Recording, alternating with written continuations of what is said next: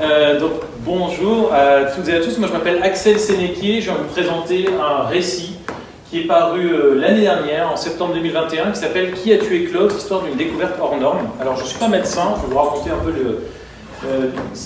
l'histoire en fait qui s'est passée. Mon frère Guillaume Cano est chercheur à l'INSERM et à Necker Enfants Malades, et en fait en 2015 il a fait une découverte scientifique absolument phénoménale qui en fait permet le traitement d'une maladie qui s'appelle le syndrome de Cloves et qui est une maladie abominable en fait qui déforme les membres du corps et qui souvent provoque la mort des patients quand ils sont enfants avant même qu'ils atteignent l'âge adulte. Une maladie où on estime aujourd'hui qu'il y a 8000 cas dans le monde. Il a découvert ce traitement et en fait il n'arrêtait pas de me dire c'est une histoire dingue, c'est une histoire incroyable, je vis des émotions phénoménales. Il me disait il faudrait vraiment qu'on raconte cette histoire et donc du coup je l'ai pris au mot. Je l'ai interviewé lui évidemment à de multiples reprises, je suis allé visiter son laboratoire, je suis allé rendre visite aux familles et donc j'ai raconté cette histoire dans cet essai, dans ce récit qui est paru l'année dernière. Donc je vais vous raconter à gros traits comment ça s'est passé. Voilà, donc Guillaume, il est chercheur, donc il est à la fois médecin et il a une thèse en sciences. Et donc il a découvert ce traitement et il faut savoir, vous allez voir, il y a plusieurs implications, notamment il a publié dans la revue Nature, donc qui est extrêmement prestigieuse, il a obtenu beaucoup de prix, beaucoup de récompenses, et il me disait ça, il me disait « Histoire phénoménale, il faut qu'on la raconte », donc je l'ai pris au mot. Alors, comment ça se passe, ça je vais vous montrer, comment ça se passe, Guillaume à l'origine il est néphrologue, donc je ne vous explique pas ce que c'est, je pense que vous êtes tous au fait, et en fait on lui a adressé un patient, en fait en 2015, un patient qui avait cette maladie, le syndrome de Cloves, qui s'appelle Emmanuel, le premier patient, qui a 27 ans. Et cette maladie, évidemment, provoque aussi des problèmes au niveau du rein. C'est pour ça qu'on l'a adressé à Guillaume. C'est un de ses collègues de Bordeaux qui lui a adressé. Guillaume reçoit le premier patient, Emmanuel, et il dit le cas est vraiment désespéré. Il consulte ses autres collègues de Necker. Ils estiment qu'il a moins de 3 mois d'espérance de vie. Donc le cas est désespéré, il se dit bon, on va arrêter. Sauf que Guillaume, il est curieux, comme tous les chercheurs, il se dit je vais quand même creuser un peu, voir ce que c'est que ce syndrome de Cloves, qui est une maladie génétique orpheline rare. Et il se rend compte qu'en fait, on est en train d'assister à un phénomène d'accélération de la science. On est en train de mettre en place toutes les pièces qui vont permettre de comprendre l'histoire. En 2006, il y a un médecin américain, Ahmad Al-Omari, qui, pour la première fois à Boston, va identifier 19 cas de patients qui ont les mêmes symptômes. Il va identifier qu'ils ont tous la même maladie, qui s'appelle donc le syndrome de Cloves. Cloves, ça signifie congénital, lipomatous, overgrowth, vascular malformation, epidermal nervi, and spinal skeletal anomalies and scoliosis. En gros, c'est l'acronyme.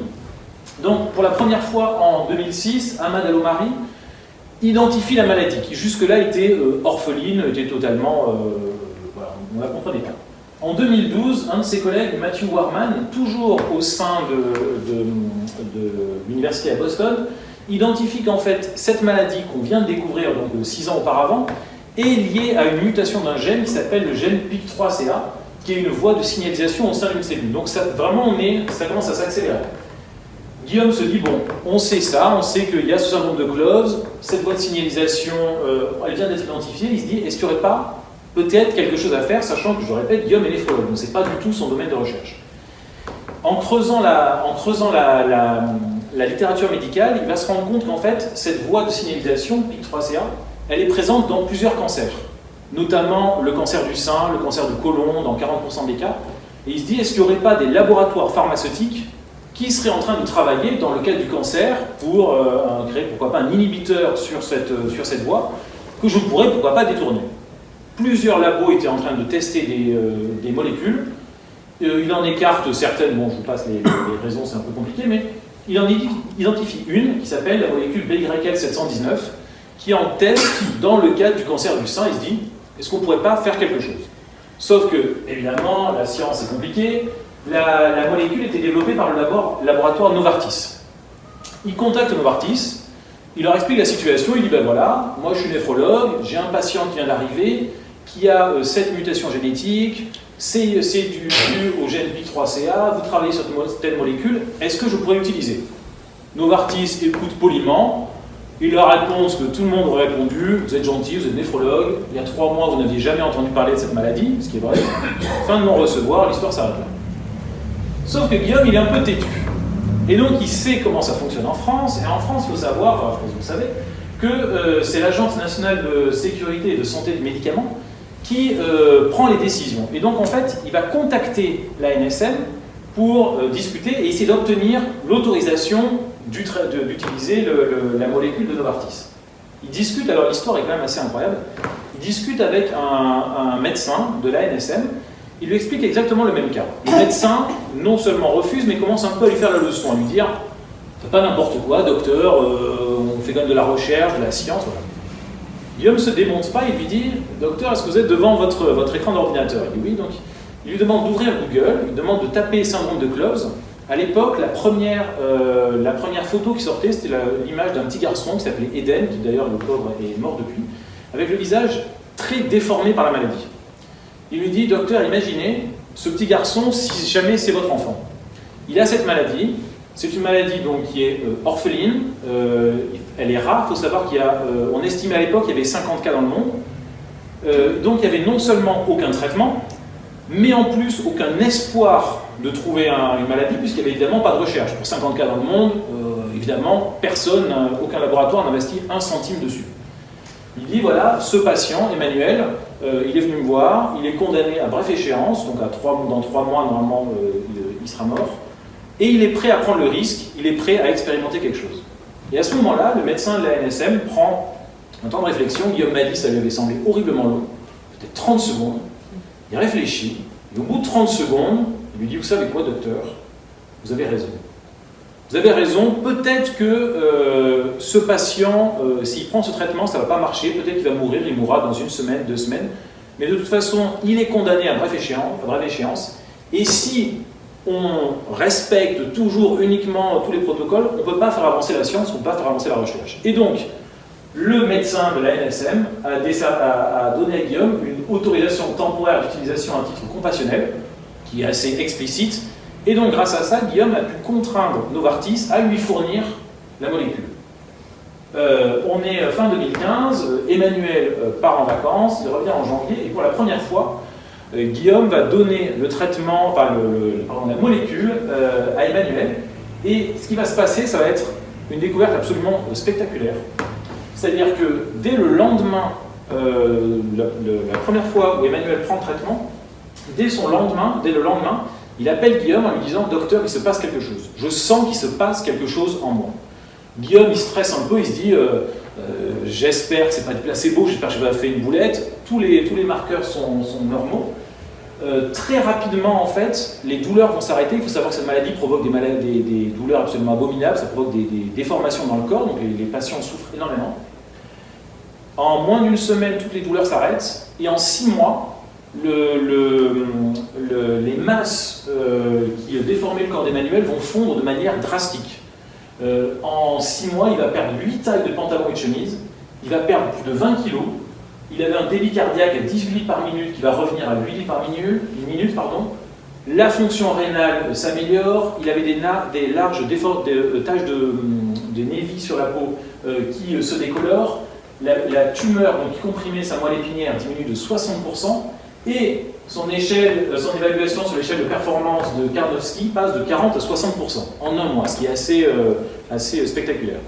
Guillaume se dit, peut-être que j'ai mis la main sur un truc un peu exceptionnel. Il était à la fois, je me rappelle, excité, enthousiaste. Donc, il se dit, on va voir, est-ce que j'ai eu un coup de chance? Alors en fait, il retourne, donc Guillaume, il travaille à Necker Enfants Malades, il est à la fois médecin et chercheur, donc il a à la fois un labo et en même temps il reçoit des patients.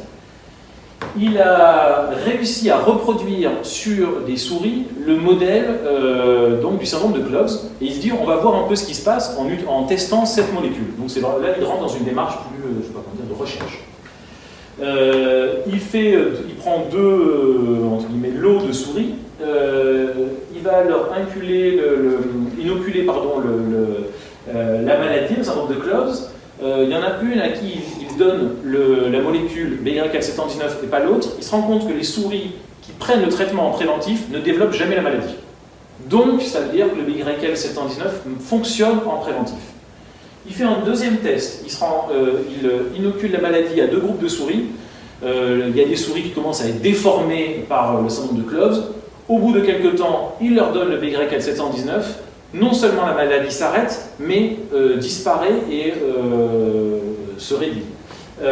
Donc ça fonctionne effectivement en curatif, ça permet à la fois de prévenir et de soigner. En revanche, quand sur ces souris, il enlève le traitement, la maladie repart et à nouveau les souris sont décimées. Donc ça ne guérit pas, c'est probablement un traitement qu'il faudra prendre à vie. Donc il est en train de tâtonner. Emmanuel, pendant ce temps-là, on était encore là, sa fonction, sa santé s'améliore drastiquement, il commence à voir les bénéfices de ça sur le modèle de souris. Et à ce moment-là, il va avoir une petite fille qui va lui être adressée dans le service, qui avait 5 ans, Mélanie, qui pareil avait cette maladie qui déformait son corps, qui est extrêmement douloureuse. Il retourne voir la NSM, alors là c'est encore plus compliqué pour obtenir l'autorisation, puisque évidemment là on parle d'enfants, donc c'est évidemment beaucoup plus inquiétant. Néanmoins, le fait d'obtenir l'autorisation de donner le traitement à un enfant, c'est absolument déterminant, puisque, pardon, je vais être un peu cru, mais la maladie touche principalement des enfants, et les enfants meurent avant d'atteindre l'âge adulte. Donc si on ne peut pas donner le traitement à des enfants, ben, malheureusement, la majorité des patients n'en verront pas la couleur. Donc, il explique ce qu'il est en train de faire sur les souris, il montre les progrès sur Emmanuel. La NSL, ils sont impressionnés, ils donnent l'autorisation, une deuxième autorisation temporaire d'utilisation pour pouvoir donner ce traitement à Mélanie. Même cause, mêmes effets. Cette fois-ci, la petite fille avait une masse intra-abdominale qui était inopérable. Elle fond de 60%. Sa jambe, elle avait une jambe déformée, elle diminue de 15%. Son abdomen se réduit de 8%. Ses pieds redeviennent parallèles et symétriques. Elle se redresse et sa scoliose disparaît totalement. Elle vivait avec un corset. Donc cette fois-ci, il se rend compte que cette molécule fonctionne sur les adultes, sur les souris, sur les enfants. Il est évidemment surexcité, et ça tombe bien parce qu'il y a évidemment, comme dans tous les milieux médicaux et scientifiques, la rumeur s'est un peu répandue. On a commencé à se dire, le docteur Cano a découvert un truc, et donc il y a énormément de personnes qui le contactent, et rien que là, sans aucune publicité, il a eu 50 cas qui lui ont été adressés, en lui disant, peut-être, probablement, on a un patient qui a Cloves, qui a cette maladie. Et donc il retourne voir la NSM qui cette fois-ci va lui dire, bah, écoutez, vous pouvez proposer ce traitement de manière qui n'était pas un médicament à l'époque, qui était vraiment un traitement expérimental, à 19 patients. Alors je ne vous ai pas mis les photos, mais les photos à chaque fois sont vraiment spectaculaires. En tout, il y a 19 patients qui ont fait partie du premier protocole de test, et justement que je suis allé rencontrer dans tous les coins de la France. Avec à chaque fois un arrêt des douleurs assez rapide, des histoires qui sont extrêmement émouvantes. Il y avait une petite fille que je suis allé rencontrer, Zoé. Ses parents vivaient une situation vraiment compliquée. La petite fille, elle avait 6 ans à l'époque. Elle se réveillait entre 8 à 10 fois par nuit du fait des douleurs. Vous imaginez un peu ce que c'est une vie avec des enfants qui se réveillent 8 à 10 fois par nuit. Elle prend pour la première fois le traitement le soir à 20h, et pour la première fois de sa vie, elle a fait une nuit complète. Ils ont appelé le lendemain Guillaume en lui disant « c'est miraculeux, elle n'avait jamais dormi comme ça, du jour au lendemain, toutes les douleurs ont disparu ». Il y a une autre histoire qui est très très émouvante de la petite Océane, qui est venue voir Guillaume, et en fait, la première fois qu'elle est venue le voir, elle était en fauteuil roulant, parce qu'elle avait des masses qui lui comprimaient la moelle épinière.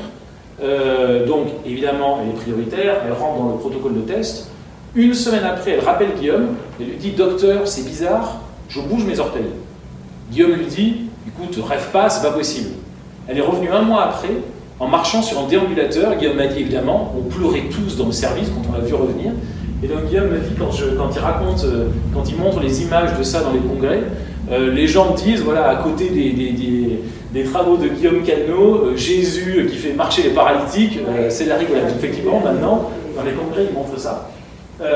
Donc il a eu 19 patients qui sont entrés. Alors à chaque fois, c'est vraiment des patients qui ont des expressions de la maladie très fortes, parce que ça peut aussi être juste, entre guillemets, un doigt déformé, mais là, évidemment, comme on était vraiment dans une phase expérimentale, c'est ceux, en fait, pour lesquels le pronostic vital était engagé à court terme, ou pour lesquels ils avaient prévu carrément des chirurgies Les amputations, exactement. Et systématiquement, on se rend compte que ça fait arrêter les douleurs, ça fait réduire les masses. Voilà, donc il commence à avoir une compréhension un peu plus fine de la maladie. Il regroupe ces 19 patients, il a publié en juin 2018 dans Nature, pas Nature Medicine, Nature vraiment générale, qui est voilà, d'une ampleur assez exceptionnelle en termes d'image, de visibilité, pardon. Et il faut savoir qu'une fois qu'il a fait ça, il a eu évidemment une pluie de récompenses. Il a reçu, bon voilà, j'en ai mis quelques-uns, mais il a eu le prix de l'Académie des Sciences, le prix de la Fondation Bétancourt pour la ville de Paris. À la fois une reconnaissance et aussi, pardon, ici, beaucoup de presse, beaucoup de retombées, comment dire, prestigieuses. Et ça a eu un effet pour lequel il s'attendait évidemment. Il a reçu du jour, enfin pas du jour au lendemain, mais dans le mois qui a suivi la publication en Nature en juin 2018, 2500 mails du monde entier. On estimait à l'époque, on pensait à l'époque qu'il y avait 50 cas de maladies dans le monde. Évidemment, aujourd'hui, on estime qu'il y en a probablement 8000, et encore, c'est vraiment du doigt mouillé. Et tous les jours, il reçoit des mails du monde entier, voire même des gens qui viennent spontanément, des gens qui viennent du Brésil, de Nouvelle-Zélande, des États-Unis. Et ça, moi je dis souvent, tous les parents comprennent ça. C'est-à-dire que tu as ton enfant qui a une maladie, on te dit elle est rare, elle est orpheline, il n'y a pas de traitement, il n'y a pas d'espoir de traitement. Tu entends peut-être qu'il y a un docteur à Paris qui aurait peut-être découvert le traitement. Ben, tu casses le PEL, tu prends ton gamin sous le bras et tu pars. Il y a des gens comme ça qui viennent spontanément à l'accueil de Necker le voir. Donc ça a eu des répercussions assez extraordinaires sur sur l'espoir notamment par rapport à cette maladie. Depuis la publication de Nature, il y a beaucoup de laboratoires du coup, qui ont pris un peu la suite et qui se sont mis à lancer les travaux comme lui. Donc en gros, j'ai envie de dire, on vit un moment quand même qui est assez fascinant puisqu'on va assister probablement à la mort d'une maladie qui jusque-là était rare, orpheline. Il y a des laboratoires aux États-Unis, partout, tout le monde utilise maintenant le BY419 et on comprend de manière beaucoup plus fine maintenant le fonctionnement. Ça a aussi des répercussions pour évidemment la carrière de Guillaume, qui était un néphrologue, j'étais un néphrologue parmi d'autres. Maintenant, il est identifié comme ce qu'il appelle le Key Opinion Leader sur le syndrome de Cloves. Il est invité très régulièrement dans des congrès, dans des universités. Donc ça a eu, voilà, je raconte ça aussi, moi je l'ai beaucoup interrogé, parce que c'est vrai qu'en plus, je trouve, cette histoire, elle est assez fascinante parce que elle est extrêmement positive, elle touche des enfants pour une maladie pour lesquelles il n'y avait pas d'espoir. On était en fait condamné à accompagner les enfants jusqu'à une mort assez certaine et abominable. Et là, d'un seul coup, tu as la vie qui reprend. Les familles étaient totalement à l'arrêt à accompagner cet enfant vers la mort. Moi, je les ai rencontrés. Les enfants retournent à l'école. Enfin, c'est des vies qui reprennent. Et même Kitri, qui travaille avec lui, m'a dit c'est un très mauvais exemple pour la recherche, parce que avoir une découverte comme ça, qui soigne, qui sauve 8000 enfants, voilà, avec très très peu de conséquences derrière, d'effets secondaires, c'est rarissime. Et bon, peut-être ça donnera, ça suscitera des vocations, alors que d'expérience, ça ne marche jamais comme ça. Mais en tout cas, c'est une histoire que je trouve très émouvante, très inspirante, qui pour le coup a totalement transformé la vie et la carrière de Guillaume, la vie et la carrière de milliers de familles, enfin de milliers de personnes. Voilà, on assiste à un moment, je trouve, assez... Il n'y en a pas tellement, il n'y a pas tellement d'écho. Alors, il y en a eu, peut-être qu'en fait, tu ne les as pas vus, mais nous, quand on a vu ça, tous les jours, on achetait toute la presse, on écoutait tout, on l'a vu passer partout. Il y en a eu, alors peut-être pas... voilà, mais en tout cas, nous, on était vraiment attentifs à ça. C'est une histoire voilà, qui, quand même, moi, je trouve assez... C'est un traitement à vie? Alors, pour l'instant, oui. Alors, juste une dernière chose, pardon. Ils viennent d'obtenir l'autorisation de la Food and Drug Administration aux États-Unis. Donc, la sortie du médicament est en cours. Voilà. On va pouvoir sortir de l'aspect protocole de test pour entrer sur un vrai médicament. Maintenant, effectivement, comme pour les souris, quand on arrête le traitement, la maladie repart. La voie d'administration se fait comment? C'est un cachet qui prennent tous les jours, un Smarties. Vous avez vraiment la taille d'un Smarties. Un quoi? Un Smarties, un bonbon, cachet, quoi. un petit cachet. Un cachet qu'on avale Tous les jours. Tous les jours. Tous les jours. Et justement, effectivement, ils se sont rendus compte à un moment donné, ils ont eu des problèmes avec la poste pour les livraisons, et il y a eu des retards, et quand le traitement arrive en retard, la maladie reprend, les douleurs reprennent. Donc probablement, ce sera probablement un traitement maladie. Alors maintenant, attention, on est vraiment au tout début, puisque finalement, ça a été publié en 2018, donc on n'a quasiment aucun recul. Pour l'instant, c'est un traitement comme ça. Est-ce qu'on peut imaginer d'autres traitements, des administrations peut-être sur la peau, enfin, tout est possible. On est vraiment au tout début de cette phase qui est quand même, moi, je trouve, très excitante. Et donc, c'est ça que j'ai raconté dans le livre. Qui a tué Cloves? C'est une enquête à la fois médicale, scientifique, puis même, j'ai beaucoup discuté avec Guillaume. Je trouve que ça nous questionne tous un petit peu sur, je lui ai dit, le sens de la vie. Je lui ai dit, mais comment ça fait de vivre en te disant que tu as sauvé 8000 personnes? Mais vu l'importance de la découverte, moi ce qui me surprend, c'est que ça n'est pas fait, il n'a pas été invité sur des plateaux télé, peut-être qu'il a été. Il a été invité partout. Il a fait la Une du Parisien, il a été sur RTL. Alors non, il s'appelle Guillaume Cano, Axel Sénéquier, c'est mon pseudo. C'est assez confidentiel. D'accord. Parce qu'en fait, moi je pose des questions. Effectivement, Axel Sénéquier, c'est mon pseudo. Moi en fait, je suis écrivain, c'est mon 8e livre. Et avant, je fais de la littérature plus, je sais pas comment dire, Avec le film. classique. C'est sûr. J'étais étonné de la disponibilité d'Ignan. Et deuxième chose, cette recherche, il a faite par la bibliographie. Tout à fait. Tout à fait, la Sans les bibliographie. ordinateurs, sans la technique des ordinateurs, il n'a jamais trouvé. On assiste à quelque chose vraiment de fascinant, une espèce d'accélération de la science. Jusque-là, en fait, jusqu'en 2006, il n'y avait même pas de nom. C'est-à-dire que ton enfant naissait avec des membres déformés.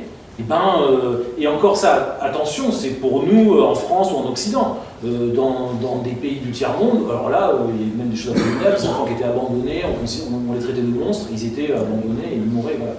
Jusqu'en 2006, on n'avait aucune compréhension, donc on est en train d'assister à une espèce d'accélération qui est quand même fascinante. C'est un lien avec le Recklinghausen. Ah non, c'est Vous connaissez pas ça? C'est hyper croissant, bizarrement. Est-ce que le médicament a eu un nom commercial? Apelsilib ou quelque chose comme ça. A-P-E-L-S-I-L-I-B, je crois.